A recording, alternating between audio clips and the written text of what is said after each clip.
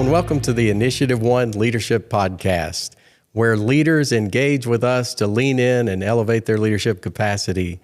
I'm your host today, Dr. Paul Metler, Vice President of Content at InitiativeOne. So glad you're with us. And I am delighted today to have with me Dr. Margaret Gilmore. Dr. Gilmore is with us at InitiativeOne as a senior strategic facilitator, and she brings nationally recognized leadership. She is such an educational leader, really inspiring. And some of you may have heard her before speak at one of our recent think tanks. And so I am thrilled to be joined by Dr. Gilmore today. And welcome. How are you today? I am fantastic. How about you? Oh, I'm doing great and looking forward to this time together with you and helping those who are watching and listening learn from your leadership experience, both past and present, and the things that you're looking forward to. So let's get started. I'd love to just start by asking you, from your experience, both as a recognized school superintendent as well as now engaging with educational leaders across the nation, what are some of the challenges that rise to the top? You've seen a lot, you've coached, you've learned a lot. How would you describe some of the challenges that educational leaders are facing today? I think, Paul, number one is building trust with teams so that they understand the under the table issues that need to be addressed. You know, education now is facing a lot of challenges. And what leadership need to understand is we've got to address these issues and address these challenges. So learning how to build a healthy culture that people just really feel comfortable in addressing issues that arise throughout the day. So that means that sometimes you have to get comfortable with being uncomfortable. And that's hard in leadership, that you feel uncomfortable in addressing issues, but the issues have to be solved. So having that wherewithal to solve problems is hard to do in an unhealthy environment. And you know, in educational leadership and in our school districts, sometimes there's lots of unhealthy environments and unhealthy culture. It hinders problem solving. You can't solve problems if you're in an unhealthy culture and where there's no trust within teams and there's lots of blaming. So, you know, Dr. Fred said this morning during think tank that a healthier a leader is, the less drama they bring to the table. That was just so point on for me. Yes. Because I think it's extremely important with all the drama that's happening in school districts and in schools. It is important that a leader is healthy enough or bring a wealth of information so that they can help solve these problems that's occurring in education now. And I think also, Paul, another challenge that we're having that's in education is a lack of authentic leadership. Leaders who understand what motivates their team to follow them.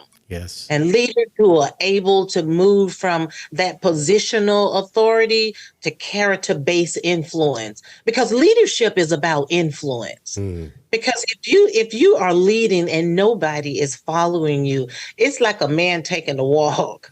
Leadership is based on trust. It's based on credibility. It's based on sustained results. And unfortunately, a lot of the challenges that we're facing now is that we have leaders who have the position just to have the position. And they're not leading that's based on trust. They're not leading that's based on respect and leading that's based on influence. You know, I want to go back. You said something that stands out to me when you spoke to authenticity. So Dr. Gilmore, I remember the first time that I met you was virtually. And so we met in a virtual meeting.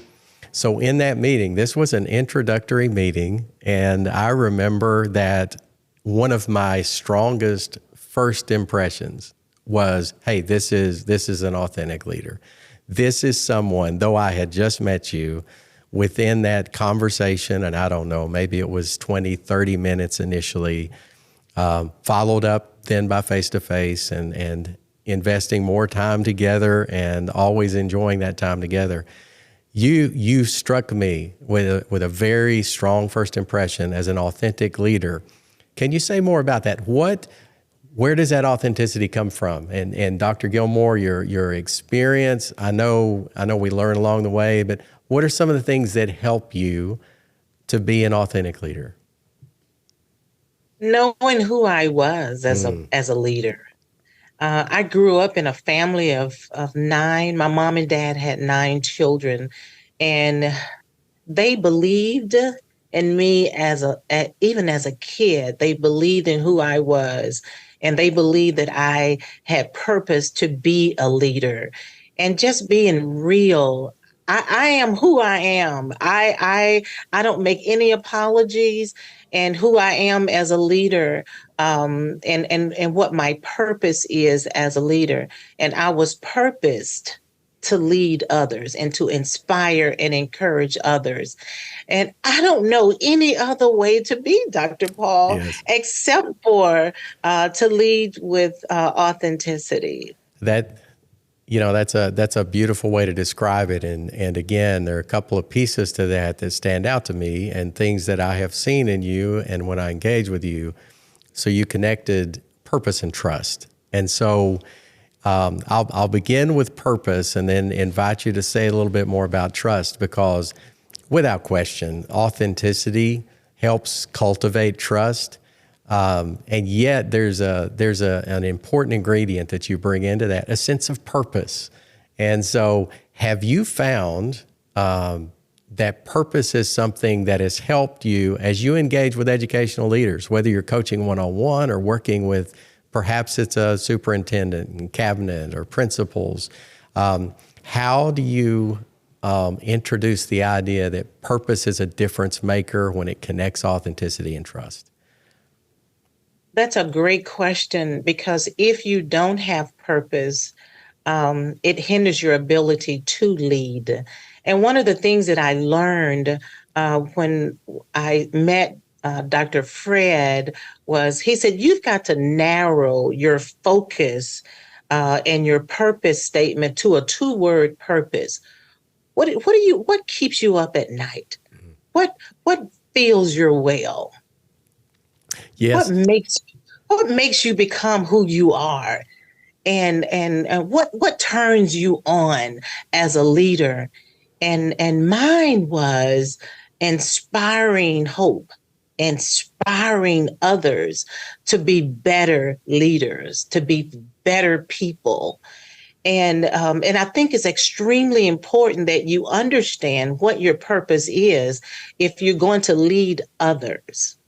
I love that too, because from my view, again, meeting you and now knowing your leadership better, it would just seem to me so obvious that you are a leader who inspires hope.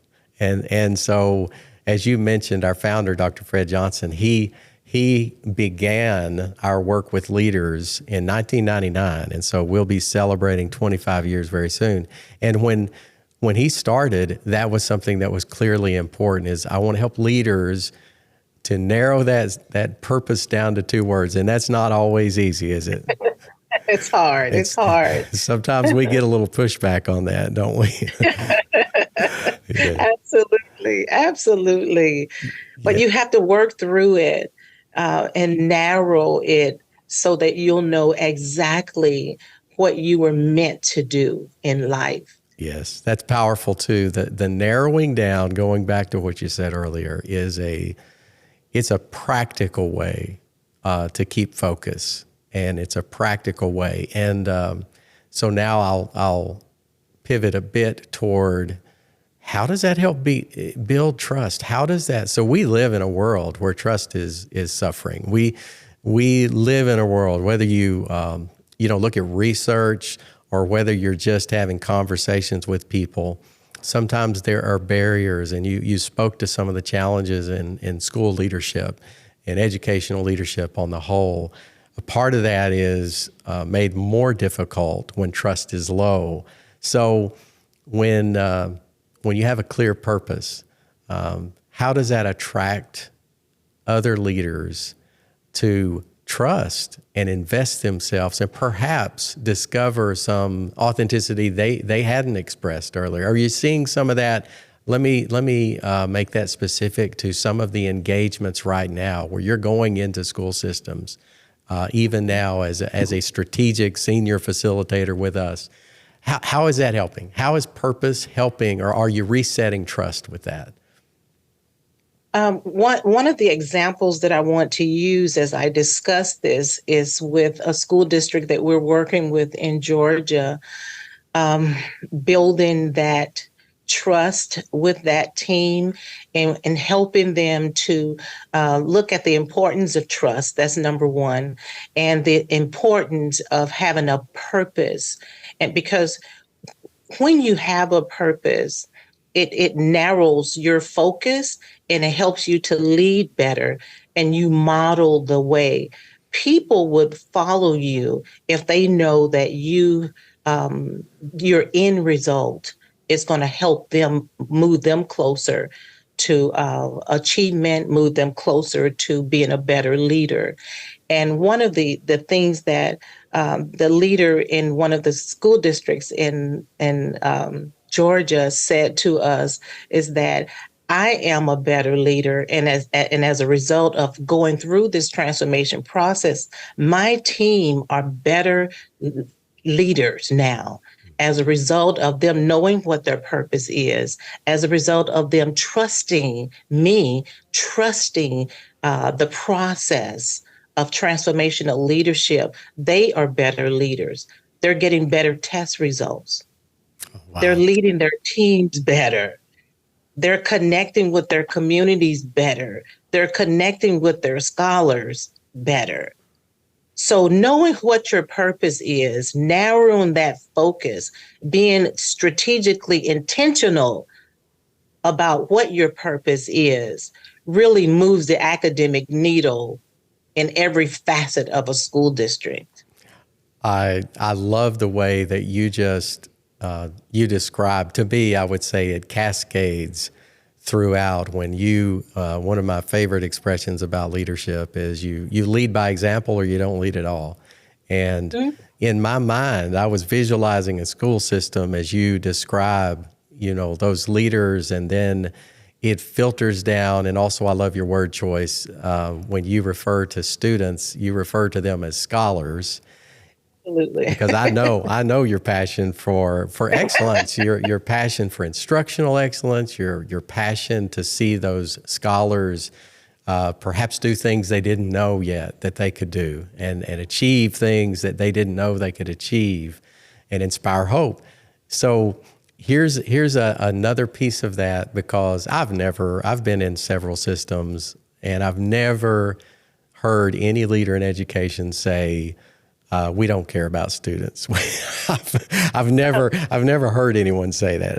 In fact, I've heard them so many times say it is about the students, and yet the noise can get in the way. The noise, and so it troubles me when you describe what I believe very accurately, that trust is really going to be the fuel that makes those things happen that you're describing. So say a little bit about drama. Is there any drama? You've been a leader in a system. You are visiting system. Is there any drama in educational leadership? Oh my goodness, yes. Drama, there is drama every single day. And the only way that you quieten the drama is that you have to create a healthy, trusting culture where people feel comfortable with addressing issues, where people feel comfortable with bringing issues to the table, where people feel comfortable and pushing against the grain if they don't agree with something, and to address it. So I think it's extremely important that a school district builds a culture of trust, so that issues can be addressed, so that decisions can be made, so that you can move the organization forward.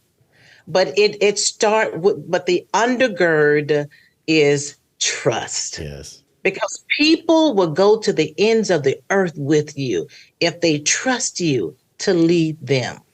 Oh, If they trust you, if you are authentic, if you are real, and if they trust you to lead them.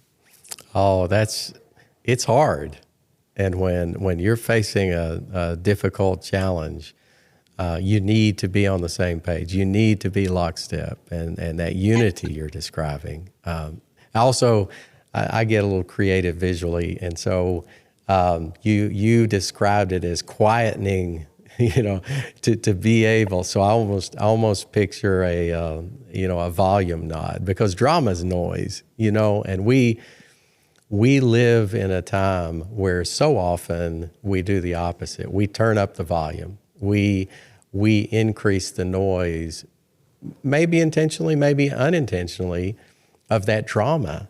And yet what you're saying is, if I heard you correctly, is that leaders have a capacity to turn the volume down, to quieten the noise, to find focus. And really, it's all about purpose and trust. That gives you access to that volume adjustment. Is that a fair way of saying it? Absolutely. And another way that you can turn the drama, turn the volume down, is consensus building, giving people a seat around the table and sharing in the decision-making process. One of the things that I love the most about leading is having an opportunity to invite those thoughtful leaders, to invite those primary leaders around the table to help make decisions about how to move an organization forward.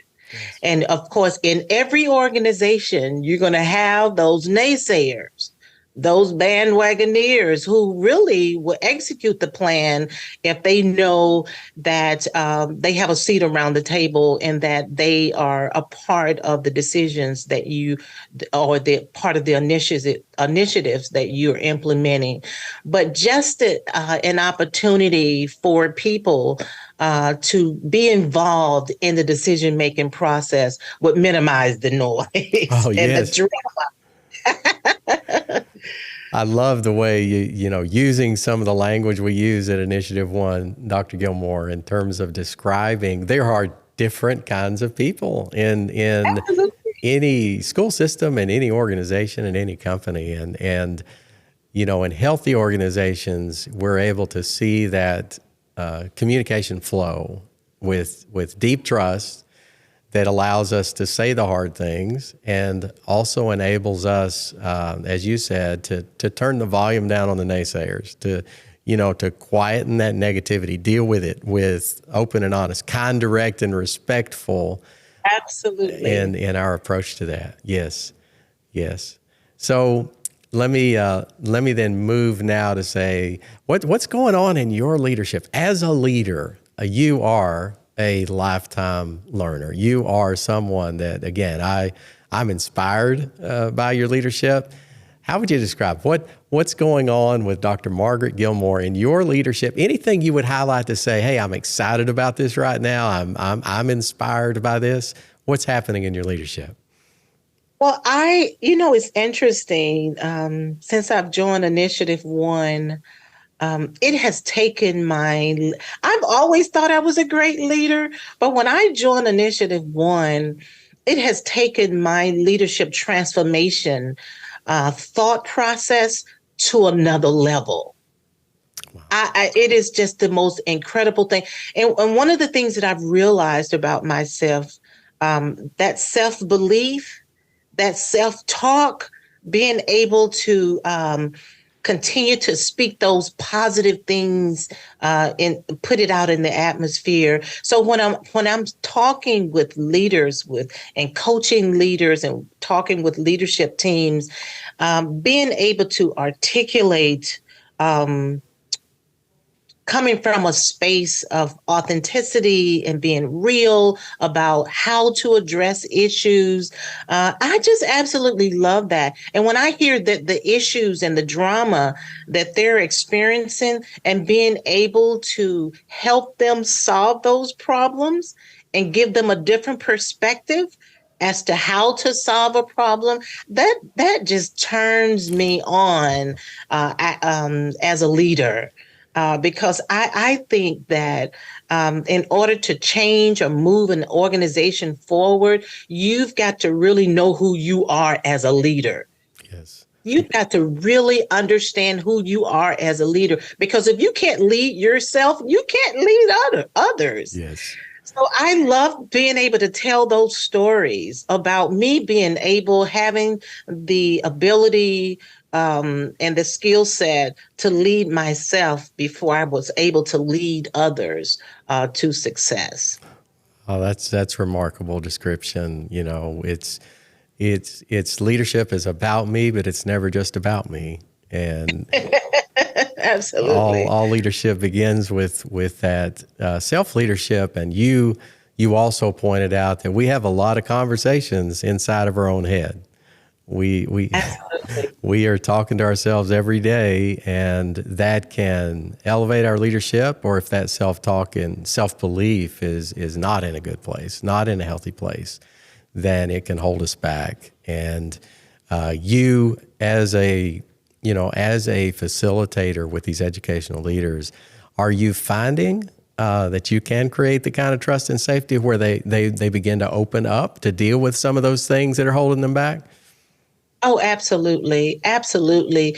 That ability to say to them that you are enough when things are going tough, when things are hard, uh, because leading is difficult. It's hard. Yes. And being able to say to yourself that you are enough, that being vulnerable with your team to say that I'm struggling in this area and that I need grace to be able to walk through a situation. I think that is extremely important as a leader, is being vulnerable. But the only way that vulnerability can occur is that you have to create an environment, create a healthy culture where you're able to be vulnerable. Does that make sense to you? Oh, it certainly does. Yes, that because otherwise accountability is a gotcha moment rather than we love to say positive accountability. Positive accountability, doesn't mean it's easy. It's tough. It's direct. It's to the point.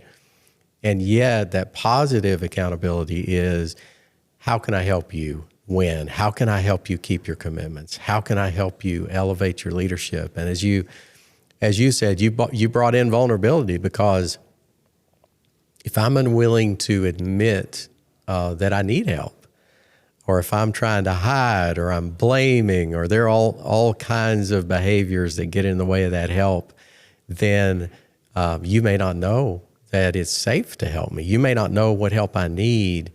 And so you're saying create the environment, lean in, get comfortable being uncomfortable. And Absolutely. then that's when the leadership begins to transform. And that's a beautiful thing when you get to see that happen and get to be a part of it. Absolutely. Absolutely. One of the things that I would love, my one of the goals that I have as a leader now is to really hone in and work with and reach out to superintendents who are doing the work, who are currently doing the work, and help them to lead on purpose, number one. Number two is to feel that it's okay to reach out for help. It's okay to get help. It's okay to say that, I'm struggling in this area. Yes. And I'm struggling to help lead my team in this specific area. walk me through what it looks like in practice to transform that or to change that. I want leaders to feel like it's okay to get help. And Initiative One does an incredible job of helping to transform those leadership practices where you're vulnerable, that you need help in. Yes. So I encourage superintendents to reach out. Thank you for that message. And this is a part of this podcast that I wish they could put on loop to listen to, because I'll speak for myself. For too much of my life, I bought into that leadership myth that asking for help is a weakness rather than a strength. And some of that was messaging from the outside, but sometimes it's as you said, this is just a message I have in my head. And you're turning that narrative. You are changing that narrative for superintendents to say, no, strong leaders look for help. Strong leaders engage. Strong leaders build consensus and collaborate. Is that right? Absolutely. Absolutely. Having that thought partner to walk alongside you, to help you think through decision making, the problem solving, is paramount. Yes. And it means so much coming from you, because you were a great superintendent. Your history is a credibility piece in that, to say, I'm saying that it's okay to get help. I'm saying that we're here to help. And so there is a level of credibility with that that's amazing. Thank you. Thank Yes. you. So thank you for this time together, Dr. Gilmore. And I am inspired by you. I am inspired by your leadership and what you're bringing into systems today. And I look forward to seeing more and hearing more. Appreciate your time together. And this has been a great time. Thank you so much for having me. Yes. And thank you to you who have joined us. If you enjoyed what you heard, please rate, review, subscribe, and I invite you also to share this with others who have an appetite for investing in their own leadership and their journey. And just a reminder, register in the episode description for our next Leadership Think Tank. Our Leadership Think Tank is a place where you can get a taste of the deep transformational work that we're doing with leaders. You can get a taste of how we engage with leaders. As Dr. Gilmore has described, we love to invest in you and to help you move forward, to help you find a place of purpose, increase trust, and experience transformation. Thank you so much, and we look forward to partnering with you in the future.